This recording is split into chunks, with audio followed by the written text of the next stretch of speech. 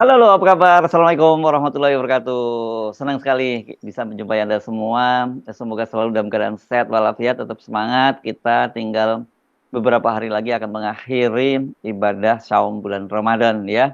Dan tentu saja harus tetap semangat menjalani ibadah puasa, tapi juga semangat juga untuk terus memperbaiki Indonesia ini, terus berjuang, bukan ya, berjuang untuk Indonesia yang jadi lebih baik karena tanda-tandanya bahwa Indonesia situasi makin memburuk itu mesti sangat nyata, tapi ada secercah harapan ya dari sidang di Mahkamah Konstitusi ya Mbak Agi, karena dari sidang di Mahkamah Konstitusi hari ini yang memanggil 4 orang Mhm, menteri itu, iya, kendati kemudian kita kecewa dengan jawaban dari para menteri, tapi itu menunjukkan satu sikap yang berbeda dari hakim di Mahkamah Konstitusi. Jadi mereka tidak lagi hanya sekedar menjadi mahkamah kalkulator yang menangani sengketa-sengketa, berkaitan penghitungan suara, tapi mereka juga kelihatannya concern dengan, kondisi Indonesia yang sekarang sedang tidak baik-baik saja, ya Mbak Agi.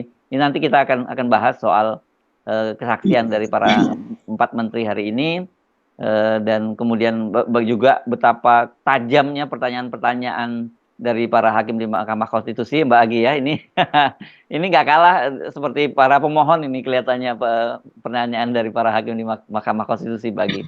mhm. Iya iya Mas Hersul, jadi mungkin ini teman-teman off the record juga mungkin banyak yang kecewa ya, karena ini anti klimaks begitu kalau kita melihat apa yang terjadi di, ruang sidang Mahkamah Konstitusi yang, menghadirkan 4 orang menteri dan tidak sepanas dan sedetil seperti yang kita harapkan gitu. Tentu soal panas itu, kita tidak berharap bahwa kemudian akan terjadi seperti apa, tapi setidaknya kalau, mereka bisa, menjelaskan secara detail gitu kan Mas Hersut. Tapi kan kita melihat bahwa memang cara yang dipakai oleh para hakim di Mahkamah Konstitusi itu bahwa mereka yang ditanya ahli, saksi atau saat ini adalah menteri itu tidak harus menjawab.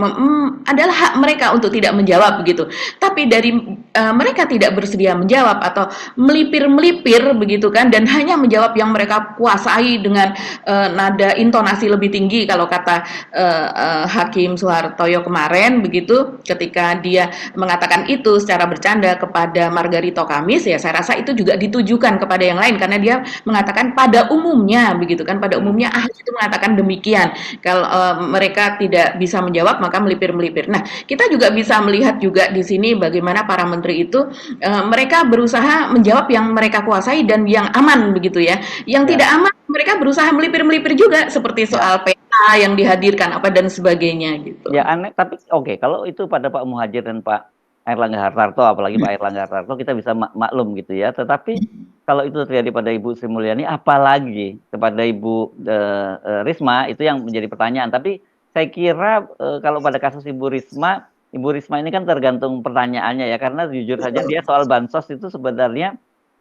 ya dia hanya mengetahui sebatas yang dia ketahui karena banyak sekali yang dipersoalkan oleh publik sekarang ini berkaitan dengan beberapa bansos yang itu sudah di luar kewenangan Ibu Risma begitu ya. Sayangnya Ibu Risma nggak selepas seperti pada waktu bicara di DPR ya, pada waktu di DPR itu karena pertanyaan anggota DPR-nya sendiri juga cukup cukup tajam dan lebih bebas berbicara, tapi kali ini kan yang menanya para para hakim di Mahkamah Konstitusi. Kalau Ibu Sri Mulyani ya, masih kesan sekali bahwa dia mencoba melindungi, katakanlah gitu ya, Presiden Jokowi juga ya, gitu kan. Tapi walaupun, banyak saya membaca komentar-komentar di media sosial bahwa mereka ini kelihatannya 3 orang ini, 2 orang terutama yang kelihatan sangat hati-hati banget ya, Pak Erlangga dan Ibu Sri Mulyani gitu. Ibu Sri Mulyani kan menyampaikan penjelasannya pun dengan pelan dan sebagainya, kita takut kalau seolah-olah salah.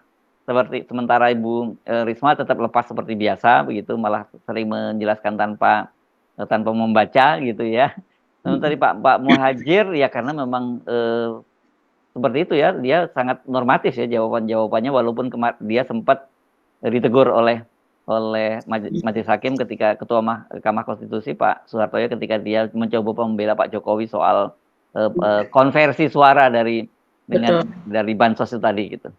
Iya ya, memang ada pendapat pribadi di situ kan jadi Ya. ini begitu yang seharusnya tidak demikian. Kalau kita melihat dari gesturnya Pak Muhajir ini beberapa kali suaranya terlihat bergetar gitu ya. Suaranya bergetar dan pengucapannya pelan dan kemudian banyak yang diulang dan seperti berpikir keras untuk mencari diksi yang aman begitu. Hmm. Kalau kita melihat seperti itu karena biasanya Pak Muhajir tidak seperti ini ya kita tahu beliau ini kan mantan rektor begitu ya di Universitas Muhammadiyah Malang dan pengajar, profesor Aktivis dan aktivis. aktivis ya. Betul, jadi kan biasanya, kalau berkata-kata itu adalah, apa, narasinya itu lancar begitu Mas Iya, Hersuk. tapi kan Memang harus dipahami karena dia adalah pembantunya Presiden Jokowi. betul, dalam hal ini dia bertindak sebagai seolah-olah Pak Jokowi yang berkata, kan tadi sudah dikatakan oleh para hakim bahwa sepertinya tidak elok kalau seandainya mereka juga mengundang, presiden. Tapi di sini cukuplah pembantunya yang menjelaskan begitu, yang sehingga mereka tahu apa keinginan presiden, apa maunya presiden, kenapa presiden melakukan ini, kenapa presiden melakukan itu, alasan-alasan presiden apa, kan itu ditanyakan tadi Mas Hersu ya. Kenapa misalnya, apa, kepala Bulog, kemudian tiba-tiba diganti apa dan sebagainya gitu. Walaupun itu akhirnya tidak bisa dijawab. Nah, sementara kalau untuk Ibu Risma ini memang karena cara bertanya hakim itu juga ya seperti yang sudah di sidang yang sebelumnya bahwa membebaskan kalau seandainya pun tidak menjawab. Tapi kalau Bu Risma ini kan menjawab sebetulnya, tapi hakimnya yang tidak seperti anggota DPR yang tentu saja anggota DPR bahkan bisa mengkat, bisa apa namanya mereka bisa menginterupsi dengan begitu saja bahkan dengan nada tinggi dan sebagainya begitu kan. Jadi memang nuansanya sangat-sangat berbeda efeknya kepada Ibu Risma.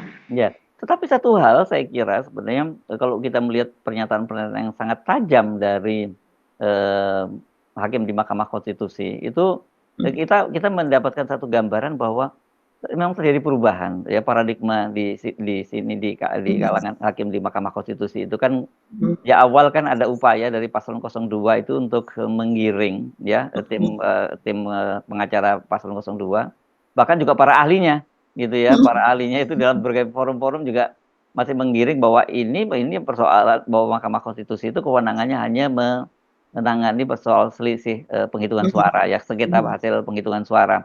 Tetapi dengan memanggil para menteri tadi dan kemudian mengajukan pertanyaan-pertanyaan yang sangat tajam, saya kira itu menunjukkan bahwa ya terjadi perubahan paradigma pada para hakim itu bahwa mereka tidak mau lagi hanya disebut sebagai mahkamah kalkulator gitu ya, tapi mereka itu juga menangani hal-hal yang bersifat konstitusional karena sebenarnya kan yang disasar di sini ini soal para menteri dipanggil ini karena untuk meneliti apakah betul ada pelanggaran konstitusi yang dilakukan oleh Presiden Jokowi ya, cawe-cawenya dan itu kalimat ini meskipun meminjam mulut orang lain gitu yang keluar dari hakim Mahkamah Konstitusi Arief Hidayat itu kan menunjukkan bagaimana tajamnya itu. Satu, dia menyatakan bahwa ini jadi perhatian dunia gitu karena ini memang betul-betul karena terjadi pelanggaran etika gitu ya, tidak hanya di Mahkamah Konstitusi tapi juga di KPU-nya begitu,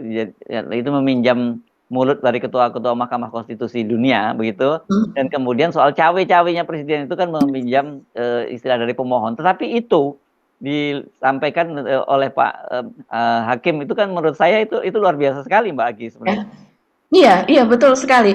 Dan juga dijelaskan begitu ya Mas Hersu. Dijelaskan ini saya bertanya seperti ini adalah karena ada dalil-dalil ini dari pemohon 1 dan pemohon 2 yang tentu saja harus ditanyakan kepada yang bersangkutan dan nanti sehingga mereka apa jawaban-jawaban itu akan menjadi pertimbangan begitu. Dan menarik juga apa yang dikatakan oleh apa Hakim Arief gitu ya Mas Hersu yang sesudahnya kita agak melompat sedikit nih. Ini bukan kepada menteri tapi kepada DKPP. Mungkin kita ini tapping sebelum DKPP selesai. Tapi ini karena Mas Hersu mengatakan bahwa hakim ini luar biasa. Iya, teguran-teguran yang dilakukan hakim luar biasa. Seperti misalnya Ketua DKPP, Dewan Kehormatan Penyelenggara Pemilu yang mengatakan bahwa dokumen yang mereka serahkan itu untuk dipelajari oleh para hakim. Nah, ternyata diksi itu saja salah dan mengatakan bahwa seharusnya bukan dipelajari. Masa murid menyuruh guru dipelajari. Jadi rupanya Ketua DKPP dulu adalah muridnya Hakim Arief begitu. Dan kemudian dia mengatakan bahwa seharusnya diksinya adalah untuk dipertimbangkan begitu. Jadi memang apa ya namanya mereka cukup detail lah Pak Sirsu melihat ini. Coba kita dengar ya pernyataan yang soal Pak Arief soal soal ketua-ketua Mahkamah Konstitusi Internasional dan juga soal Iya. pelanggaran etika itu ya. Betul. Saya mencoba untuk meletakkan dulu pada kerangka garis besarnya kenapa kita memanggil untuk didengar keterangannya 2 Menko dan 2 Menteri. Jadi begini, ada dalil dari pemohon. Kedua pemohon itu yang menyebabkan Mahkamah memerlukan penjelasan dari Bapak Menko dan Ibu Menteri Keuangan. Begini juga, untuk pendidikan, karena sidang Mahkamah Konstitusi itu mendapat perhatian publik yang sangat luar biasa. Tidak saja di nasional, tapi juga internasional. Saya pada waktu terakhir ditugaskan Mahkamah Konstitusi ke Venice, itu ada pertemuan Biro MK sedunia. Saya hadir di sana. Para ketua asosiasi MK yang hadir di situ dari seluruh dunia, benua-benua itu mewakili benua-benua, menanyakan kepada saya mengenai Pilpres dan Pileg di Indonesia. Jadi ini mendapat perhatian yang sangat luas, sehingga ada pendidikan sosial, ada pendidikan politik yang harus kita lakukan dalam persidangan ini. Saya kebetulan hakim konstitusi di antara kita bersembilan, itu yang terlibat mengadili Pilpres dan Pileg 3 kali. Jadi saya mempunyai pemahaman yang agak komprehensif, mendalam. Pilpres kali ini lebih hiruk pikuk. Pilpres kali ini diikuti dengan beberapa hal yang sangat spesifik yang berbeda dengan Pilpres 2014 dan Pilpres 2019. Ada pelanggaran etik yang dilakukan di Mahkamah Konstitusi, dilakukan di KPU, dan banyak lagi yang menyebabkan hiruk pikuk itu.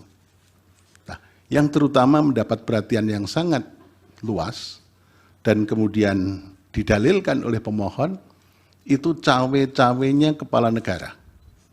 Nah, cawe-cawenya kepala negara ini Mahkamah sebetulnya juga kita memanggil kepala negara, Presiden Republik Indonesia. Kelihatannya kan kurang elok. Karena presiden sekaligus kepala negara dan kepala pemerintahan. Kalau hanya sekedar kepala pemerintahan akan kita hadirkan di persidangan ini. Tapi karena presiden sebagai kepala negara, simbol negara yang harus kita junjung tinggi oleh semua stakeholder, maka kita memanggil para pembantunya. Dan pembantunya ini yang berkaitan dengan dalil pemohon. Kenapa kita panggil? Itu karena begini. Dalil pemohon mengatakan keberpihakan lembaga kepresidenan dan dukungan Presiden Joko Widodo dalam Pilpres. Nah, itu kemudian memunculkan beberapa hal. Satu, cawe-cawe yang sudah saya sebutkan tadi. Kemudian keterlibatan ASN, TNI, Polri yang tidak netral. Ada sangkaan, dugaan PJ Gubernur, Bupati, Wali Kota yang PJ itu juga ikut bermain di situ. Ini sangkaan atau dugaan yang perlu dibuktikan di persidangan ini. Kemudian ada peran serta lurah kepala desa juga yang ikut cawe-cawe, ikut menggalang massa, dan kemudian bansos yang dianggap mempunyai korelasi dengan elektoral. Tapi ternyata dari berbagai diskusi, bansos itu elektoral lebih berkaitan dalam persidangan ini muncul, lebih berkaitan dengan elektoral pada pileg legislatif. Oke, itu kan jelas di situ ya, jelas menyatakan bahwa ini beda sekali dengan pernyataan dari sejumlah saksi yang diajukan, saksi ahli yang diajukan oleh paslon 02 yang menilai bahwa ini sekarang ini menjadi salah satu ini nggak ada, ini jauh lebih bagus dibandingkan dengan pilpres sebelumnya. Ini saya juga bingung kok bisa orang bilang seperti itu gitu ya.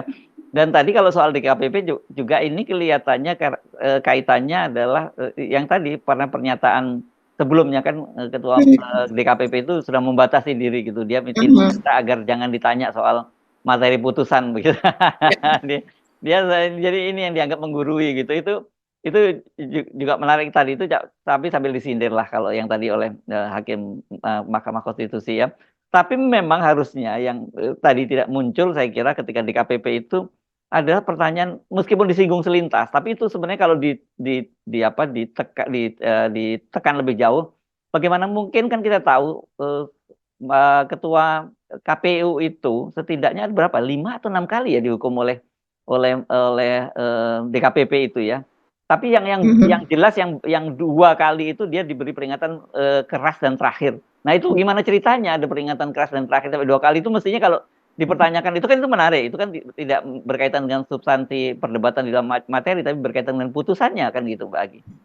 Iya betul sekali. Jadi karena kita belum mengikuti ketika ini kita tapping belum selesai ini DKPP ya. Jadi kita tidak tahu apakah itu kemudian bergulir atau tidak begitu ya Mas Ersu hingga selesainya. Nah, kalau kita kembali kepada keempat menteri tadi Mas Ersu, saya melihat sebetulnya tanda-tanda Ibu Risma dalam menjawab. Ini kita ngomongin Ibu Risma ya.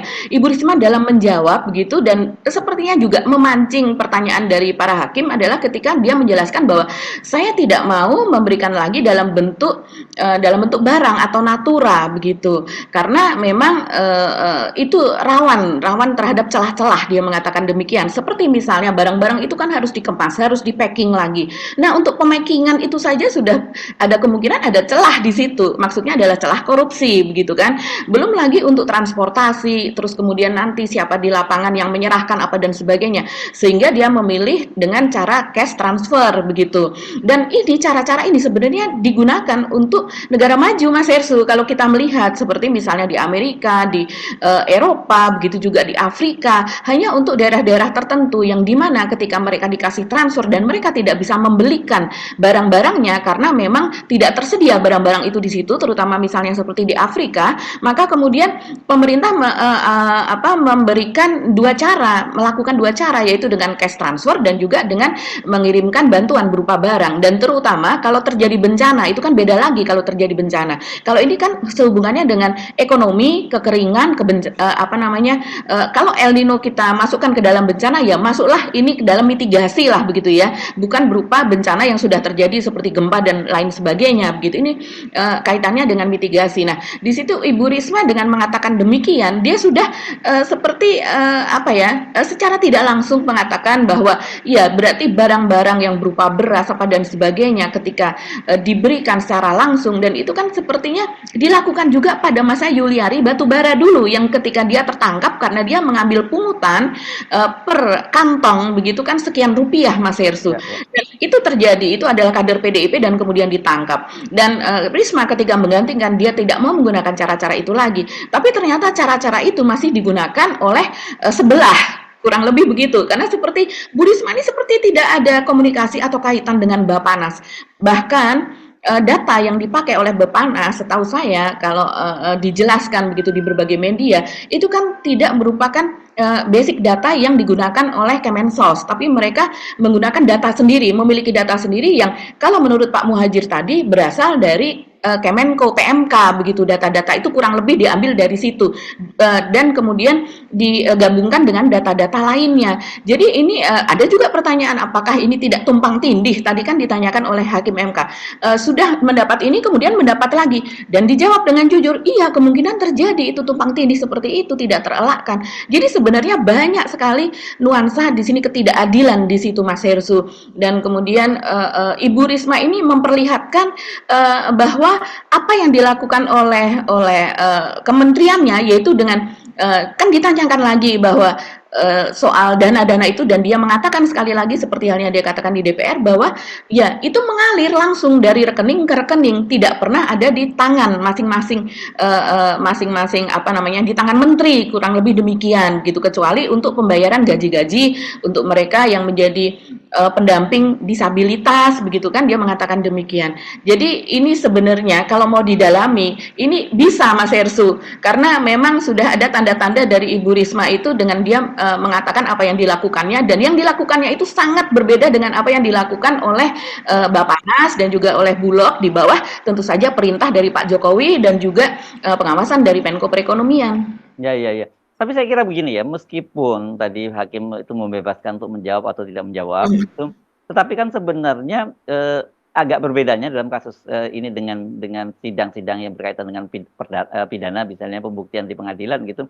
Kalau ini kan dikembalikan kepada keyakinan hakim. Jadi sebenarnya yang akan memutuskan nanti hakim. Misalnya meskipun misalnya katakanlah kalau hakim tadi senyum-senyum misalnya mendengar jawaban itu, nah itu kan bisa saja dia ya silakan Anda jawab begitu, tapi kami punya kesimpulan yang berbeda dengan dan nanti itu yang akan kami putuskan.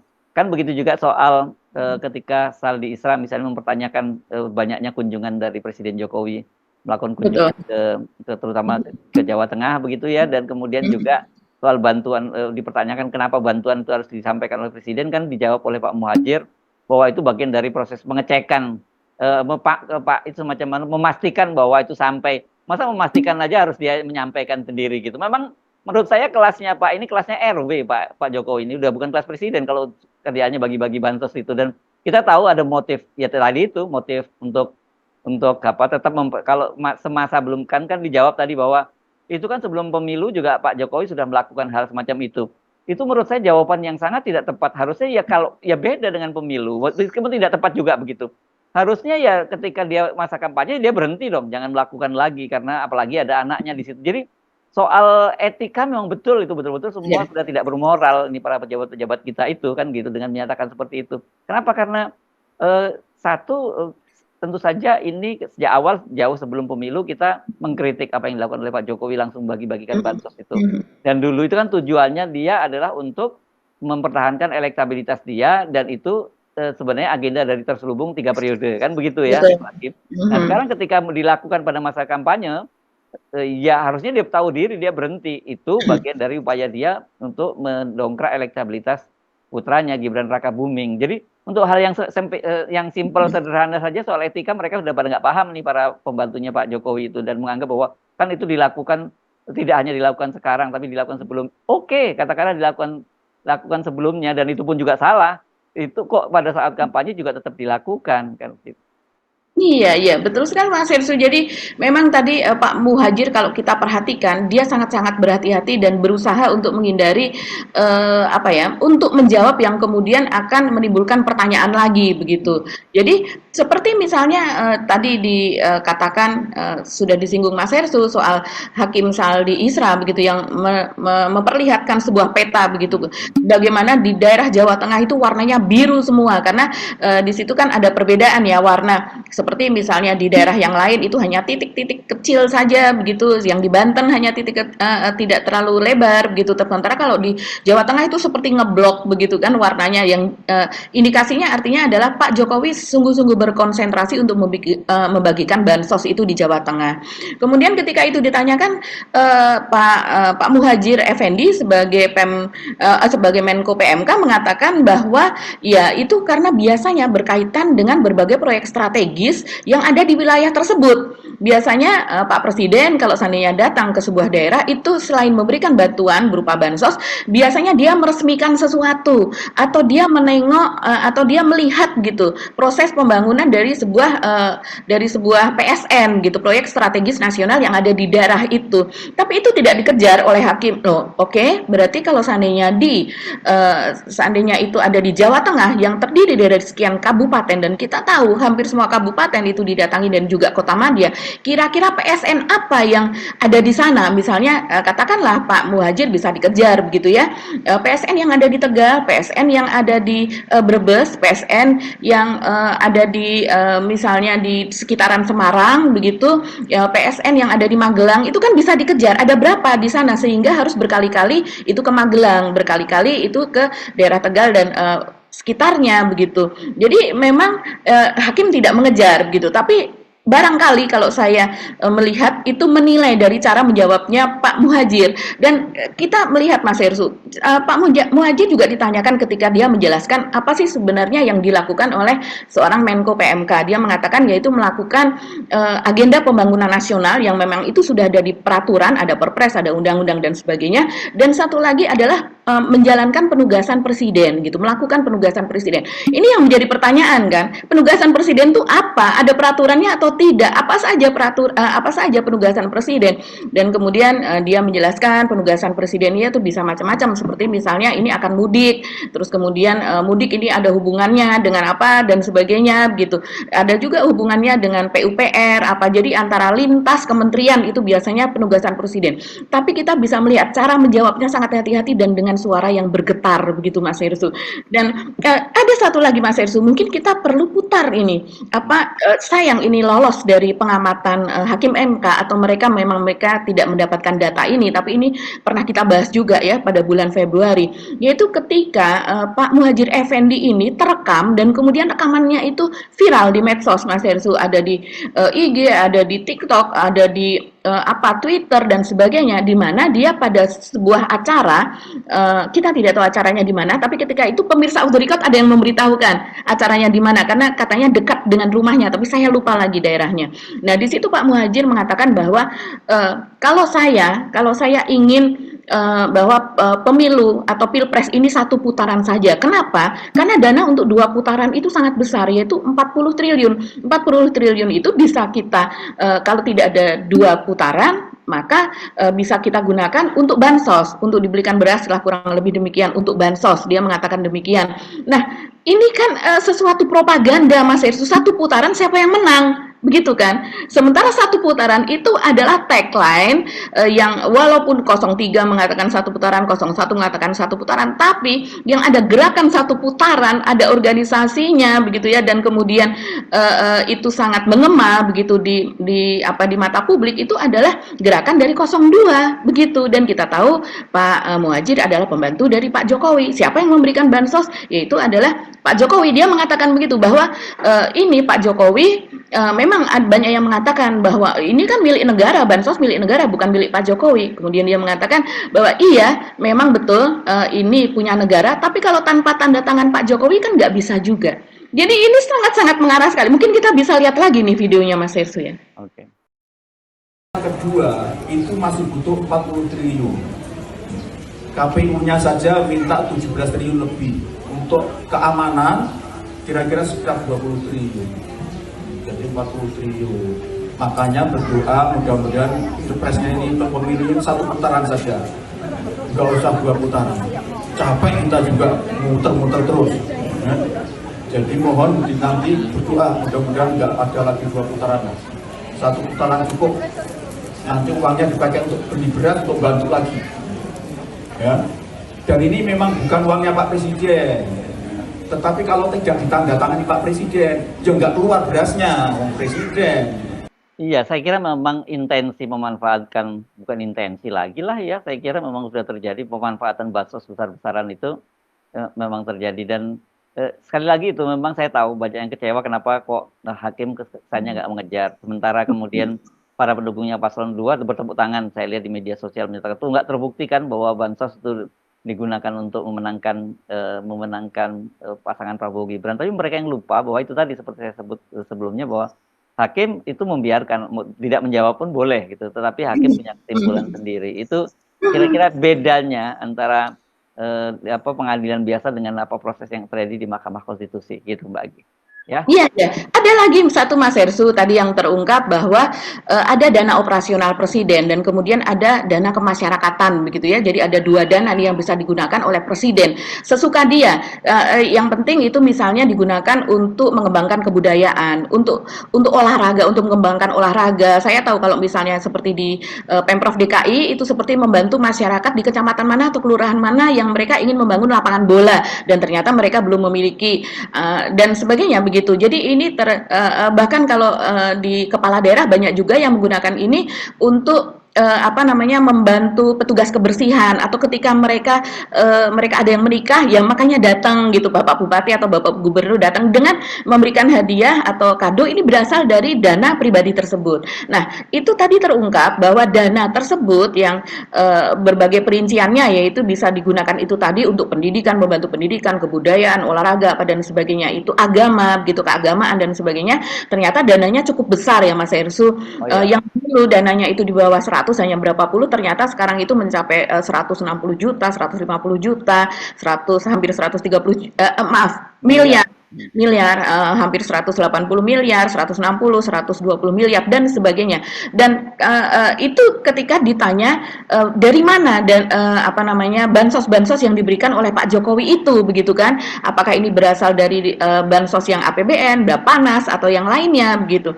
Nah, itu kemudian dijawab bahwa Pak Jokowi sendiri memiliki dana-dana operasional seperti itu begitu. Yang Nah, diungkap oleh ini Ibu Sri Mulyani ya yang mengungkapnya ya. yang mengungkapnya. Nah, pertanyaan kita adalah kalau melihat yang ini, bagaimana kita bisa mendapatkan komposisi bahwa dana itu diberikan beras semua melulu sebagian besar, ataukah berapa yang digunakan untuk pendidikan, berapa yang digunakan untuk membantu pembangunan keagamaan, kebudayaan dan sebagainya begitu. Dari situ kan kita bisa melihat intensi Pak Jokowi itu kemana begitu. Yes, oke.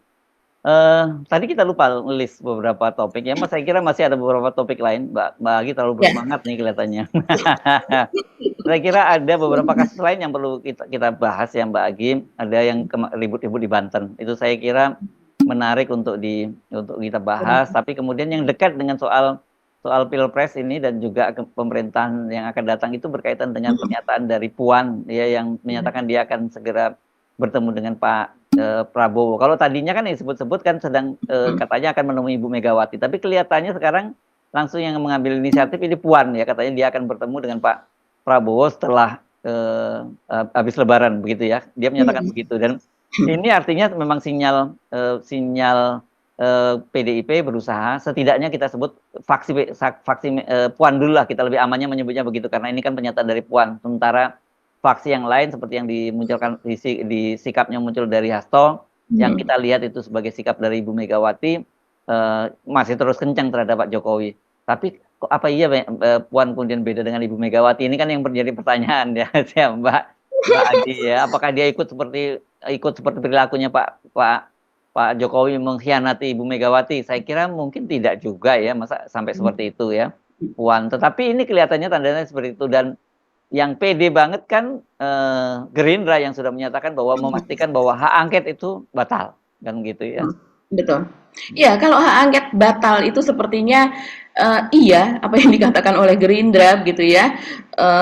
Karena Puan ini kan ketua DPR Pak Sersu dan hak angket itu juga ada di wilayah kerja dia begitu dan dia pun juga mengatakan apa urgensinya, malah dia mengatakan demikian padahal urgensinya ya jelas dia tahu untuk mencari keterlibatan atau cawe-cawe dari pemerintah terhadap Pilpres dan mencari kecurangan-kecurangannya begitu. Dan kalau kita lihat kronologisnya di mana Puan ini kemarin mengatakan bahwa nanti sesudah Lebaran begitu kan, ketika ditanya oleh media, iya betul sesudah Lebaran akan ada rencana untuk bertemu dengan Pak Prabowo. Dan kemudian ketika media itu menanyakan kepada Habibur Rahman yaitu Wakil Ketua Umum Gerindra begitu ya, Habibur Rahman ini mengatakan ya bahwa memang betul dan agenda dalam pertemuan tersebut adalah kalau dari pihak Gerindra adalah untuk membicarakan soal kemungkinan PDIP masuk ke dalam koalisi pemerintah begitu.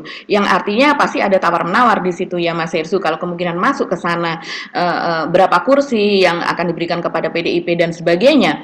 Dan kemudian kalau kita melihat kronologisnya ini menarik Mas Hersu karena beberapa waktu yang lalu kita tahu, kita juga sudah bahas di off the record yaitu bagaimana Puan ini melakukan buka puasa bersama begitu ya di tempat Rosan Roslani, yaitu dia adalah ketua TKN dari Prabowo Gibran tim kemenangan nasional begitu. Dan kemudian itu banyak sekali viral ya diperbincangkan tentang loh kok Puan sementara yang lain teman-temannya berjuang di MK begitu sementara dia kok bukan hanya di MK, berjuang juga ke PT UN kan Iya, berjuang juga ke PT UN dan juga berjuang di tempat-tempat lain kan Mas Hersu ya.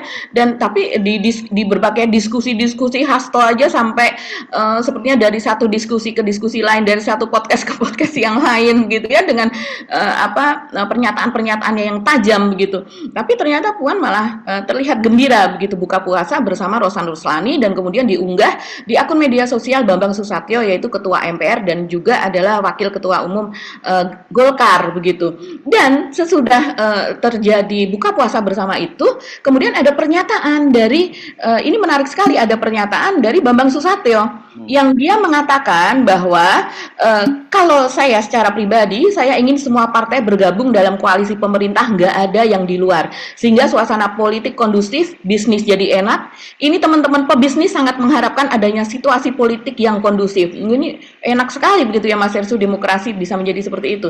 Dia juga mengatakan artinya kalau bisa nggak perlu ada oposisi lah, ngapain kita bisa musyawarah mufakat, itu kan filosofi demokrasi kita, nggak dikenal namanya oposisi. Bahkan dia mengatakan bahwa senada dengan Habibur Rahman, ya Habibur Rahman juga mengatakan bahwa posisi kita oposisi di Indonesia atau pemerintahan di Indonesia itu beda dengan demokrasinya Amerika yang mengenal oposisi. Kalau di sini adalah musyawarah untuk mufakat. Jadi semuanya bisa bergabung di pemerintahan dan kemudian sepakat pemerintahan akan dijalankan seperti apa. Dan kemudian sesudah Bambang Susatyo mengatakan demikian, ada tanggapan dari Gerindra dan kemudian Puan diwawancara lagi dan dia betul mengatakan akan bertemu dengan Prabowo. Nah ini berupa suatu rangkaian lah kalau kita melihat yang sudah tahapan-tahapannya yang mereka sebetulnya mungkin sudah membicarakan ini lebih jauh lagi begitu.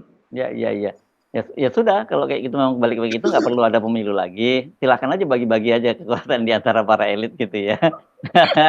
Rakyat cukup dikasih bansos kok. Kecil itu urusannya kan gitu. Sementara mereka bisa bagi-bagi konsesi bisnis, bagi-bagi IUP ya, usian pertambangan, bagi-bagi hagi untuk sawit. Nah, silakan ya mereka bagi-bagi seperti itu kan gitu. Jadi ya memang mereka ini mentalnya masih mental otoriter, sebenarnya mental orde baru yang kemudian menggunakan jaket demokrasi. Jadi ya begitu perilakunya sebenarnya perilaku orde baru, tetapi mereka menggunakan instrumennya demokrasi. Saya kira itu yang terjadi pada elit politik, sebagian besar dari elit politik kita itu. Iya, jadi seperti mereka ingin membangun sebuah sebuah jadi kayak kong kali kong lah kalau kita melihat seperti ini itu. Kartel lah, ini kartel. Seperti kartel. Penguasa. Iya, ini kartel. Ya, seperti kartel, tapi ini kartelnya berbaju demokrasi dan kemudian mungkin akan dibuat undang-undang yang menjustifikasi apa yang dilakukan oleh mereka. Nah, jadi ini demokrasi semula yang ada begitu ya. Oh, demokrasi ya tidak seperti ini. Kita kembali kepada teori demokrasi dan tidak ada teori demokrasi yang seperti ini begitu. Ini memang parah begitu ya kalau kita lihat. Dan saya yang prihatin adalah banyak sekali orang teman-teman yang juga ide semangatnya itu untuk kembali ke UUD 45 yang asli gitu ya. Itu mereka tergoda juga, mereka tidak menyadari bahwa sebenarnya yang mereka pikirkan dengan yang sekarang dilakukan oleh para elit-elit politik kita itu beda. Dan mereka merasa bahwa mereka sekarang dapat sekutu begitu dengan wah ini apa yang dilakukan oleh Pak Prabowo ini ya sesuai dengan Undang-Undang Dasar karena semua masuk dalam pemerintahan gotong royong, padahal beda semangatnya para founding parent kita bicara soal musyawarah mufakat itu beda dengan mereka. Kalau ini musyawarah bagi-bagi konsesi kan di antara mereka, bagi-bagi kekuasaan dan bagi-bagi konsesi bisnis gitu. Iya, betul sekali. Jadi kalau seandainya oposisi itu kan mensyaratkan ada check and balance gitu ya. Nah, ini siapa yang membalance begitu? Kalau seandainya mereka salah kan, ini siapa yang kemudian memperingatkan? Akhirnya rakyat. Nah, nanti pemerintah beroposisi kepada rakyat gitu. Dan kemudian juga pemerintahan oposisi ini dari berbagai teori kan cenderung untuk korup, otoriter gitu ya, abuse of power yang seperti tanpa oposisi maksudnya ya. Iya, iya, tanpa oposisi gitu ya, seperti yang terjadi sekarang, yang undang-undang bisa diubah untuk meloloskan anak presiden dan kemudian bansos itu digunakan untuk meraih elektabilitas gitu, untuk menaikkan suara dan sebagainya. Siapa yang akan mengawasi itu semua begitu?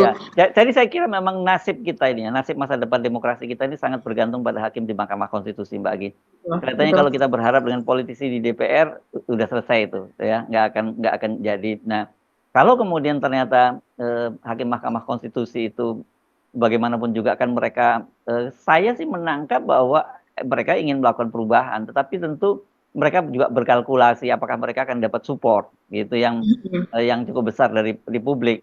Sementara mayoritas publik kita sendiri itu sebenarnya juga korup juga gitu loh. Kan mayoritas bansos gitu dalam kasus-kasus yang kita tahu misalnya money politik gila-gilaan itu kan bisa terjadi, siapa yang paling nawar paling tinggi itu yang akan dapat gitu, dan duitnya semua diambil oleh rakyat kita. Jadi memang ini memprihatinkan, dan kita berharap kita memberikan dorongan kepada para hakim Mahkamah Konstitusi itu, saya kira tinggal di tangan mereka itu masa depan Indonesia itu dan masa depan demokrasi Indonesia itu bisa selamat atau tidak gitu. Kalau sudah selesai itu menurut saya ya udah game over.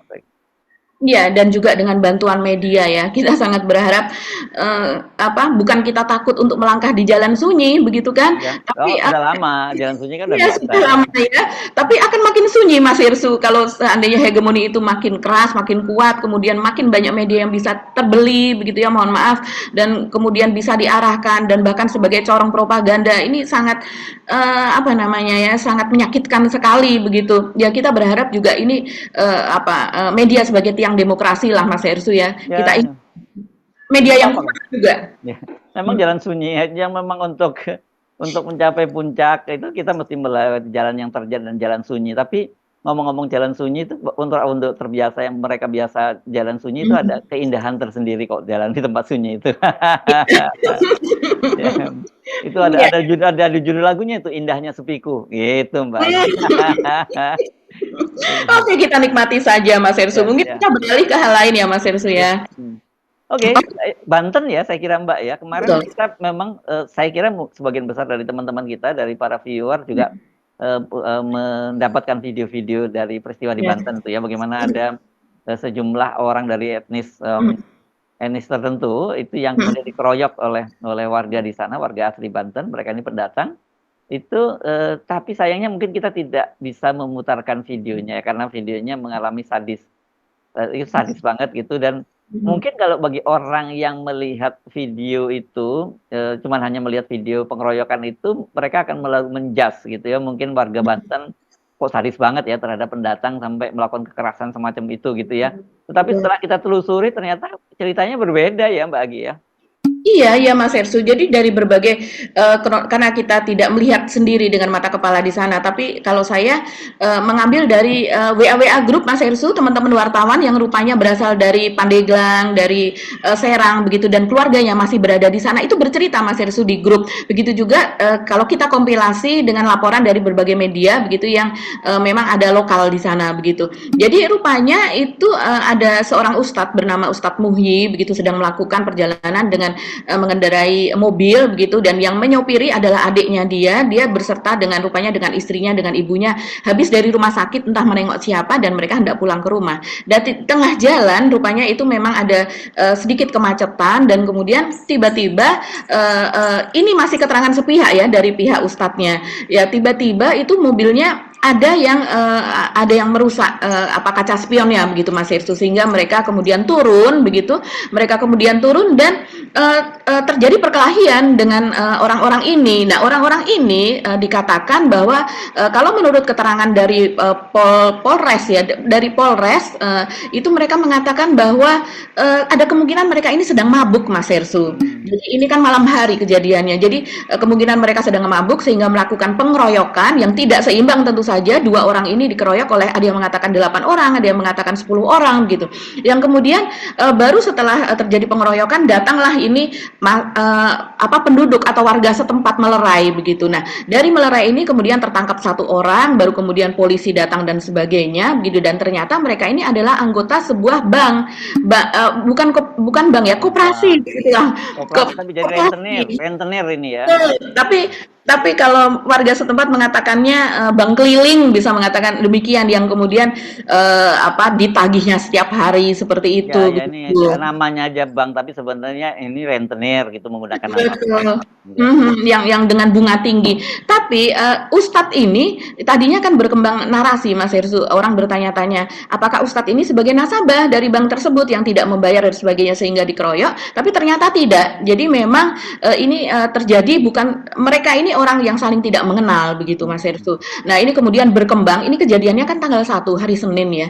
Dan sampai sekarang masih berlangsung, Mas Hersu. Jadi ketegangan itu malah dari Kabupaten Pandeglang, terus kemudian ke kabupaten sebelahnya, saya lupa namanya kabupaten di sana. Itu Pangkas jadi Bitung bukan? Pangkas Bitung atau Serang? mungkin Serang ya, Kabupaten Serang sepertinya. Jadi oh ya, Baros itu masuknya ke Serang mungkin ya. Nah itu kemudian merembet begitulah, karena memang ada seperti operasi begitu ya Mas Hersu dari Ormas yang kemudian mencari pelaku, karena pelakunya belum tertangkap ketika itu. Sekarang kabarnya sudah tertangkap 5 atau berapa begitu, tapi masih ada yang bebas dari pelaku tersebut gitu. Jadi tadi kita mengatakan bahwa ini adalah pendatang, tapi kita berharap ya Mas Hersu supaya ini tidak digeneralisir begitu. Kalau seandainya yang melakukan itu adalah memang para rentenir-rentenir ini ya mereka saja, jangan di apa namanya sweeping begitu keluarga-keluarga yang satu suku dengan teman-teman keluarga dari Sumatera Utara ini. Dan Iya. sudah viral Mas Hersu sebetulnya. Ada pernyataan juga dari sebuah keluarga begitu ya, dan Keluarga Batak ini ya. ya keluarga Batak yang menyatakan bahwa mereka juga mengutuk begitu, mereka juga mengutuk apa yang dilakukan oleh mereka yang mabuk, terus kemudian juga pelaku rentenir ini begitu, dan mereka ingin supaya mereka cepat menyerahkan diri supaya sweeping apa dan sebagainya ini bisa terkendali begitu. Selamat siang, salam sejahtera bagi kita semua. Pernyataan sikap. 1. Kami atas nama keluarga besar Batak yang ada di wilayah Provinsi Banten, khususnya wilayah Kabupaten Pandeglang dan Kabupaten Serang, mengutuk keras tindakan pengeroyokan yang dilakukan oknum pelaku kekerasan terhadap Ustadz Muhi SIP. 2. Menyerahkan proses hukum sepenuhnya kepada pihak kepolisian. 3. Menghimbau kepada para pelaku pengeroyokan untuk segera secepatnya menyerahkan diri kepada pihak kepolisian. 4. Kami warga Batak cinta damai dan cinta Banten, sebagaimana ajaran para leluhur kami orang Batak. Tidak suluk do naro. Artinya kami harus menjunjung tinggi kearifan lokal. Horas. Ya, ini memang kan rawan ya, karena berkaitan dengan etnis ya. Jadi jangan kemudian ini generalisir antara orang Banten dengan orang Batak begitu. Kemudian Betul. ini polisi juga mesti segera bertindak gitu. Karena memang perilaku ini kan model rentenir gini sama dengan kayak debt collector ya, mirip-mirip ya perilakunya. Tapi rentenir biasanya lebih kejam dari debt collector ya Mbak ya. Kalau debt collector ini kan ya biasanya berkaitan dia disewa kalau ada mobil yang leasing yang belum bayar dan sebagainya. Tapi kalau rentenir ini kan memang tiap hari dia nagih angsurannya kepada orang. Jadi jangan ini kan, tapi gini ya, kita nggak bisa menyalahkan juga rakyat kita yang kemudian dia terjebak rentenir karena kebutuhan hidup sehari-hari. Kenapa? Karena untuk akses ke perbankan itu juga tidak mudah. Ini kan sebenarnya ini yang lagi-lagi jadi tanggung jawab pemerintah harusnya dalam soal seperti ini. Gitu. Bahkan Mas Hersu, dari teman-teman wartawan ya, ini saya mendapat narasi ini, chat ini dari teman wartawan. Mereka mengatakan bahwa ya memang daerah itu daerah santri begitulah ya, misalnya Serang dikatakan sebagai kota santri dan sebagainya. Tapi banyak kantong kemiskinan itu di Banten Mas Hersu yang akhirnya dikuasai oleh rentenir, sehingga akses kepada perbankan susah, sementara banyak yang miskin, butuh modal dan juga untuk makan sehari-hari dan sebagainya, sehingga ini memperlihatkan bahwa pemerintah memang tidak berdaya dan malah memanfaatkan kemiskinan dengan gelontoran bansos. Itu salah satu narasi yang saya dapati begitu Mas Hersu. Dan ada juga mengatakan seperti ini nih, ini teman juga nih, benar Mbak, dia mengatakan ketika saya bertanya kepada dia yang mengetahui situasi di Banten, dia mengatakan benar Mbak, Pemda Pandeglang sibuk dengan nepotisme, membangun kerajaan turun-menurun, membiarkan masyarakat hidup dalam kemiskinan, kemiskinan, ya rentenirlah masuk kota. Kota santri hanya nama doang, Mbak. Dia mengatakan demikian kepada saya begitu. Ini orang Pandeglang ya, dan dia wartawan senior begitu yang mengetahui situasi tersebut. Ya, dalam hal ini kita bentrokan-bentrokan seperti ini terus kemudian bisa berkembang kemudian menjadi apa konflik sara dan sebagainya. Sebetulnya ini bersumber dari kemiskinan, Mas Hersu, yang tidak bisa ditangani oleh pemerintah, dan ini sudah berlangsung selama bertahun-tahun, dan ini juga tidak ada pemecahannya begitu. Apalagi ditambah dengan pemerintahan begitu yang hanya berasal dari satu keluarga, itu lagi begitu. Ketika kemudian mereka nyalek begitu juga, mereka misalnya nyabuk menjadi calon bupati, menjadi calon wali kota, itu ada hubungannya persaudaraan di antara mereka. Jadi itu saja begitu, karena memang mereka yang memiliki duit, mereka yang memiliki dana untuk berkontestasi. Iya, jadi ini memang menyedihkan situasi semacam ini, dan kalau kemudian masih seperti sekarang terus pemerintahnya bagi-bagi aja di antara mereka kapling-kapling, ya kita nggak bisa berharap terlalu banyak dari pemerintahan ini ke depan gitu ya Mbak Agi. Iya Mas Hersu. Oke. Apakah masih ada yang belum kita bahas Mbak Agi atau? Itu saja, sepertinya sudah panjang kita ya.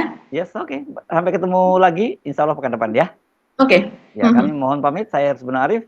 Dan saya Agi Beta, terima kasih atas perhatian Anda. Tetap salam 0%. Wassalamualaikum warahmatullahi wabarakatuh.